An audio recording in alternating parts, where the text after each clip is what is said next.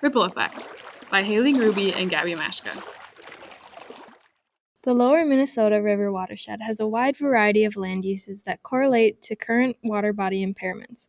There are 3 different areas we decided to focus on. The first area is the lakeshore setting, which targets more recreational aspects directly by lakes and streams. Next is the urban setting, which focuses on growing city development near water bodies. The last is the agriculture setting, which aims to address industrial agriculture seen throughout the watershed. The design strategies for each setting can be combined with the other settings to fit the appropriate surrounding conditions of a given water body. The 3 different settings of ripple effect correlate with the 3 main impairment factors in the lower Minnesota River watershed. They are cabin culture, urbanization, and industrial agriculture. At the lakeshore setting, our implementation would replace private docks with community-shared marinas and introduce increased vegetation for lake residents.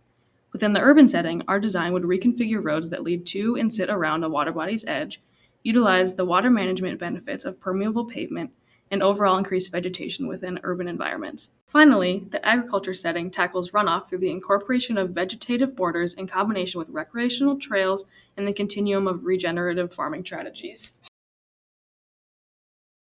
Using Lake Waconia and its surrounding environment, we can dive into how ripple effect would look in a real case scenario, starting around the shore setting, growing into the urban setting, and ending in the agricultural setting.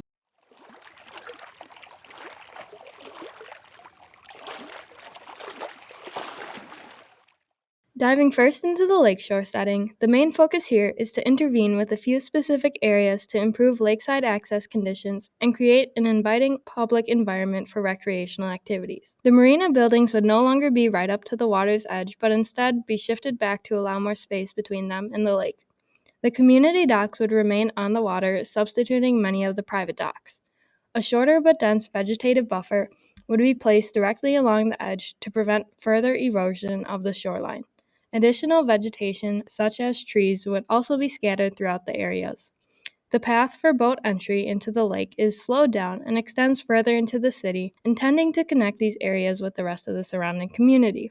Lastly, a walkable path would bridge together these different locations along the lake shore.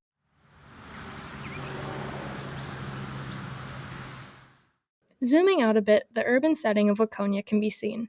To help minimize issues related to road runoff, the larger streets can be thinned by implementing vegetative sidewalk space along the edges, which also increases walkability in more city areas. Additionally, because part of the urban development resides on a hill, incorporating permeable pavement on the streets that lay on the slope would reduce runoff leading into the lake.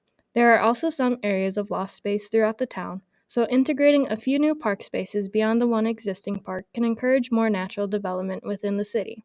It is important to recognize that site alterations along the shore could affect existing lake houses, so there is the potential for relocation in some of the less dense urban areas.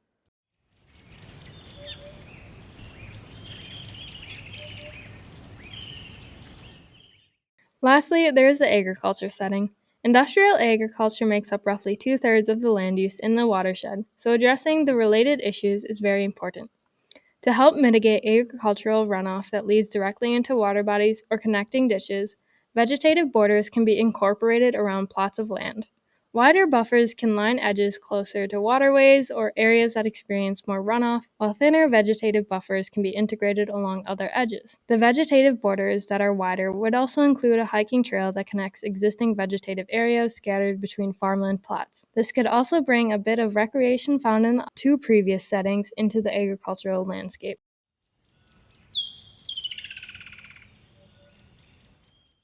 This collage can be used to visualize what ripple effect would look like after implementation. Vegetation borders made up of various native trees and shrubs line each plot of farmland. The recreational trails give a new purpose to the acres of crops that spread across the watershed, encouraging people to explore outside of the cities. Shared marinas and neighborhood docks bring everyone together in areas that exist within the restored natural environment.